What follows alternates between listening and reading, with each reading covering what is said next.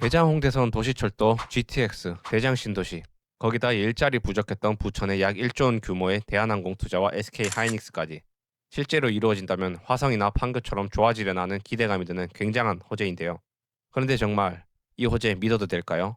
그래서 제가 이 호재 속에서 부천의 미래는 어디고 어디를 사면 좋을지 알아보기 위해 직접 현장을 다녀왔습니다.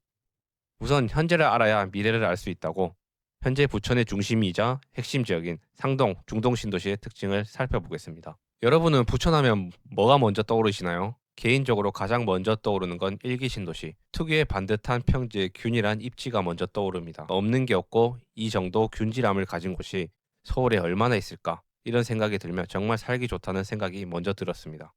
그런데 몇 가지 단점도 떠올랐습니다. 바로 30년 이상 되어가는 구축 아파트가 떠올랐죠. 실제로 부천은 90년대 중동 신도시가 들어서고 2000년대 상동 지구가 건설되면서 부천역 일대의 원도심과 중동 신도시, 상동 지구의 신도심으로 나뉘게 되었는데, 이 일대의 아파트를 보면 모두 90년대에서 00년대에 지어진 단지가 90% 이상을 차지하죠. 그래서일까요? 신축 아파트의 힘이 크다고 느꼈습니다.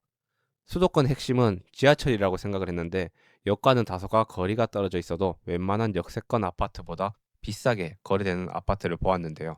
바로 2015년 입주한 레미안 부천 중동이었습니다. 레미안 부천 중동의 힘은 시간이 갈수록 커졌습니다. 입주 당시 레미안 부천 중동은 4억 초반대, 그리고 7호선 상동역에 위치한 초역세권 02년식 단지 진달래 효성 센트럴도 4억 초반대를 형성했었죠. 그런데 서울의 불장이 이어지며 부천에도 풍선 효과가 퍼지는 2022년, 진달래 효성은 9억대 고점을 찍고 레미안 부천 중동은 10억의 고점을 찍으면서 하락장을 맞이하기도 했었습니다. 게다가 22년 힐스테이트 중동이 역세권에 들어서자 부천의 대장 아파트로 자리 잡으며 지금까지도 최상단의 가격을 자랑하고 있는데요. 이걸 통해 두 가지를 느꼈습니다. 부천에는 신축이 주는 힘이 크다. 하지만 반대로 땅의 가치는 7호선 일대가 되겠구나. 10년 이상이 나지만 가격 차이가 그리 크지는 않다고 생각을 했습니다. 결국 신축도 구축이 되어 갈 텐데 그때는 땅의 가치가 높은 구축 일대가 가격이 높게 될 수도 있지 않을까, 이런 생각을 하게 됐었습니다. 그리고 역세권에서 조금만 벗어나면 신축도 힘을 못 쓰겠다는 생각도 든 것이 약대동 아이파크 단지를 살펴보면 연식은 좋으나 다소 역과 거리가 떨어져 있어 상대적으로 가격이 밀리는 것으로 봐서는 비슷한 가격대라면 우선 역세권을 먼저 봐야 하지 않을까, 이런 생각이 들기도 했습니다. 이제 부천의 현재를 알아봤다면 미래가 어떻게 바뀔지 도시 기본 계획을 통해 하나씩 살펴보겠습니다.